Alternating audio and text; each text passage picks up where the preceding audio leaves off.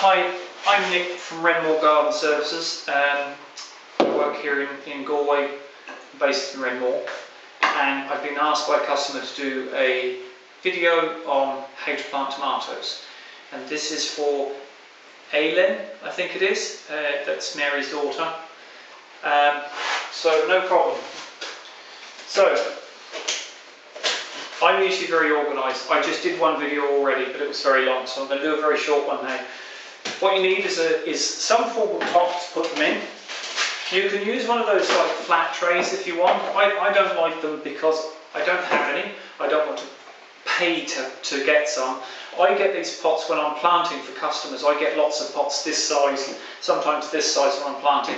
So when I put plants in for customers, then I'm left with all these plastic pots, and I don't want to throw them out. I throw out the broken ones, but if they're not broken, I want to reuse them for something. So they're good for growing seedlings and, you know, tomatoes and various other things as well. So we're going to use one of these. I've got some tomatoes here. Some things you normally need: a pen, a little notepad, a diary, because you need to put details about your tomatoes in there, a pair of scissors, that's a permanent marker, that's very important. And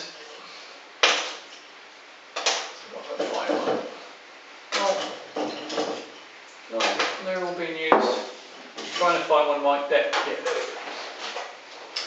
go. And one of these sticks to write on. Now that one was used last year, so I'm going to make sure that's all scribbled out. So, what I usually do is,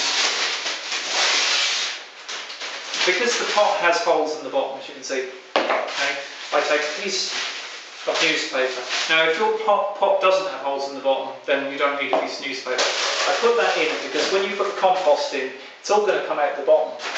It won't all come out, but enough will come out that it will make a mess, and nobody's going to appreciate that. So then you get a bit of compost, put it in there, and put a bit more in.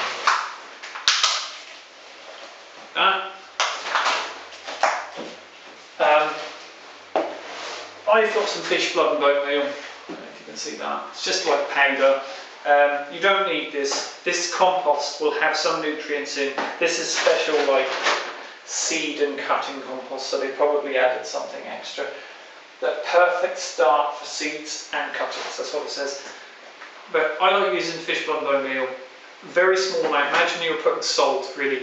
Similar to putting salt on something. You can put a little bit more than that. Maybe like if you were grating some cheese on something, imagine it like that, right? Don't really need it, so if you don't have any, don't be rushing out to buy some. But I use it generally for gardening for all my customers, and I use it in my own garden. So if I'm somewhere where I don't want to put some sort of chemical down, like for example my own grass, because I've got fruit and veg everywhere, I don't want to put any chemicals on my grass to make it look good. So if the grass looks really poor, I just go out with my fish blood and bone meal and a shovel, and I just roughly sprinkle it around, because that's what I put on my fruit and veg. So really I'm not going to mind that being in my grass, it's not going to matter. So then you take some seeds. Now what I've done is I've cut the packet, right? I haven't cut it all the way through, and the reason is I'm always doing this. When you cut the top off the packet, usually looks fine on the front, but on the back you've cut through the instructions and the description of the plant, right? So don't cut all the way through so it's still connected. And then if there's a packet inside like there is here, do the same thing again. There's no need to cut it all the way through. You've got something to hang on to then. But the important thing with this is sometimes these packets have no information on at all, right? So you take them out of that packet, then you take the seeds out, and my stubby fingers, I can't get in here. And then you put, you know, a couple of seeds in here. If you, like me, I've got 5 different types of tomatoes. If you don't put this back in the packet straight away, what will end up happening is it might not go back in the main packet at all. It might go in the wrong packet.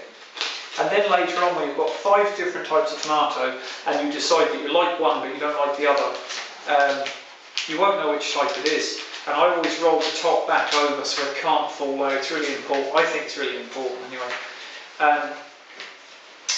Now you've got your label here. So you write down tomato, and the type. This is called sweetie. It's important because it's a tomato. It will be obvious it's tomato, but it won't be obvious what kind of tomato. And today's date, 16th of the 2nd, 2016. That's what you need. And stick that in the pot. And I also put a tag made out of this nice strong hazard tape, not hazard tape, it's called duct tape, right? And I put it on the side like that. Don't use the paper tape, don't use sellotape, and don't use masking tape, because when they get dry in the sun, it'll probably just fall off. This stuff's very sticky, and I use a ballpoint pen on that actually, because it's like a different ink from that. All the inks get faded by sunlight and just being dry and stuff like that. So I put in here tomato, sweetie, because that's the type or variety as we call it, and then the date, 16th of the 2nd, 16th. You can even in brackets if you want. If you know you're going to put exactly 10 seeds in or something, just put in brackets 10 seeds. But what I would say is, whatever you use as your way of marking your pots so you know exactly what's in them, always do it the same way, because then the information is like the same on every pot. So if you always write in brackets how many seeds you put in, when you see 10 on a pot with brackets, you know that means 10 seeds. If you keep changing the way that you write on the pots, then, you know, believe me, in 6 months time or 4 months time, you won't remember, because you might, like me, I sometimes have 200 pots going in different places all over the place. So, well, 200 pots maybe not, but 100 pots I would have. So you just forget. It's impossible to keep track of it all. Now, what I do now is I put a little bit of compost on top of that layer, because what you've done is you put compost to here. I put fish blood bone meal. You don't need to do it, and then a few seeds on top, and then you put a bit more compost on top of that, like that. And now I'm spreading it out, I'm not pushing it down. If you push it down, you compact all the air out of the compost, and then the roots, when the seedling starts, it's going to be difficult for the roots to get into all the spaces because you just squished it all down. So that's the first thing you kind of want to do, is like, oh, I'll put that in, it's very light and fluffy now, I should just push that down. You don't need to pack it, don't do that at all, just leave it alone. It needs a bit of water. Now I happen to know my compost is very wet, so it doesn't really need water in this case, but usually the compost can be quite dry. What I usually do is, I would put these, look, that's dripping like crazy now, I would put these on a small plate, like a sandwich plate. It's what I usually use, or some newspaper, but a sandwich plate is better. Small plate, so it's about that wide.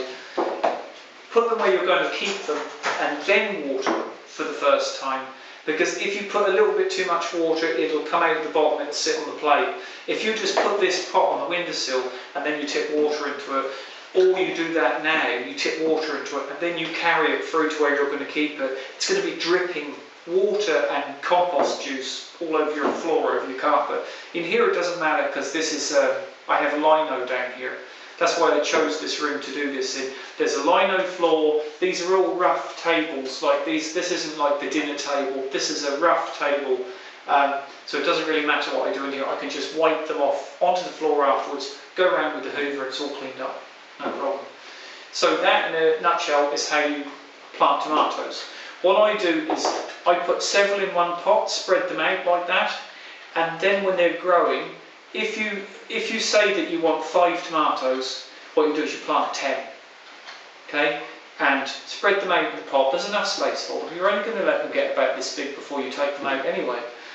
And then in 4 or 5 weeks' time, when they're about that big, you very gently tip the pot out onto, say, a big piece of newspaper or a tabletop, whatever you're going to use, and you pick out the 5 best ones, and the small, skinny little ones you throw away, or you give them away to people. They're still perfectly fine tomatoes, but you've just kept the best ones.